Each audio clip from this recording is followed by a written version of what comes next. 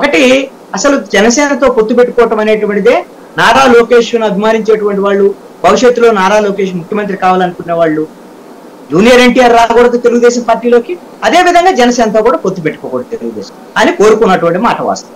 ఈ ఖచ్చితంగా మనం జనసేన లేకుండా ముందుకెళ్తే వల్ల అయ్యేటువంటిది కాదు అనేటువంటి దాని మీద చంద్రబాబు నాయుడు ఎక్స్పీరియన్స్ వల్ల నారా లోకేష్ కానీ, నారా లోకేష్ కోటరీ కానీ, ఆయన వెనకాల ఉండేటువంటి వాళ్ళు బలవంతంగా అంగీకరించినటువంటి మాట వాస్తవం. దాంట్లో ఎటువంటి సందేహం.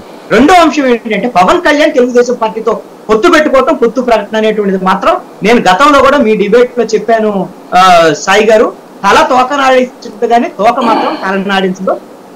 బీజేపీ పార్టీ ఇచ్చినటువంటి రోడ్ మ్యాప్ ప్రకారంగానే పవన్ కళ్యాణ్ రాజమండ్రి ఆ రోడ్ లో వెళ్లి రాజమండ్రిలో సెంట్రల్ జైలుకి వెళ్లి చంద్రబాబు నాయుడు పరామర్శించి పొత్తు ప్రకటన బీజేపీ ఆదేశాల మేరకే చేశాడు. బీజేపీ డైరెక్షన్ మేరకే ఖచ్చితంగా అది తెలుగుదేశం పార్టీని అనివార్యంగా వీళ్ళ పొత్తులోకి వచ్చేటువంటి విధంగా లొంగ తీసుకునేటువంటి ప్రయత్నం తప్ప ఇంకొకటి కాదు. అలాగని రేపు పొద్దున తెలుగుదేశం పార్టీని గెలిపించి చంద్రబాబు నాయుడు ముఖ్యమంత్రిని చేయాలని బీజేపీ వాళ్ళు అనుకుంటారని మాత్రం నేను మాత్రం భావించడం లేదు.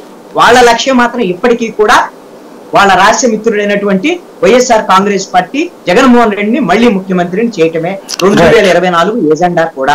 అందుకే తెలుగుదేశం పార్టీతో పొత్తు పెట్టుకొని సీట్ల విషయంలో ఎక్కువ తీసుకొని జనసేన విషయంలో కూడా ఎక్కువ వచ్చేటువంటి డిమాండ్ చేసి ఆ విధమైనటువంటి ప్రాంప్టింగ్ బ్యాక్గ్రౌండ్ వర్క్ అంతా కూడా బీజేపీ చేసి తెలుగుదేశం పార్టీని డిఫెన్స్ లో పెట్టి రేపు పొద్దున ఈ కూటమి ఓడిపోయిన తర్వాత తెలుగుదేశం పార్టీని మింగేసేటువంటి ప్రయత్నాల్లో బీజేపీ పక్కా ప్రణాళికలు రూపొందిస్తున్నది.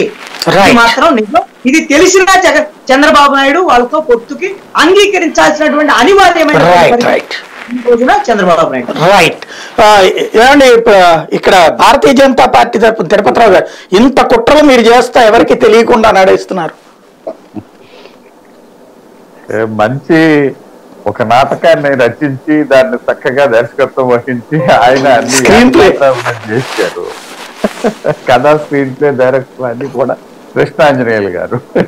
సబ్ టైటిల్ దాన్ని మీరు బేస్ చేసుకుని అడిగితే నేనేం చెప్తాను. కానీ ఒక్క విషయం ఇక్కడ, భారతీయ జనతా పార్టీ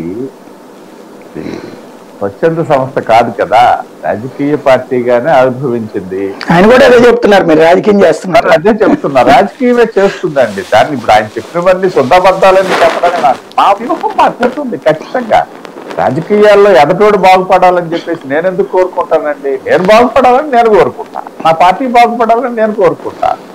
అయితే మాకున్నటువంటి ఎజెండా ఏంటంటే అల్టిమేట్ గా దేశం బాగుపడాలనే కోరిక మాకు బలమైంది. కాబట్టి ఈ పరంపరలో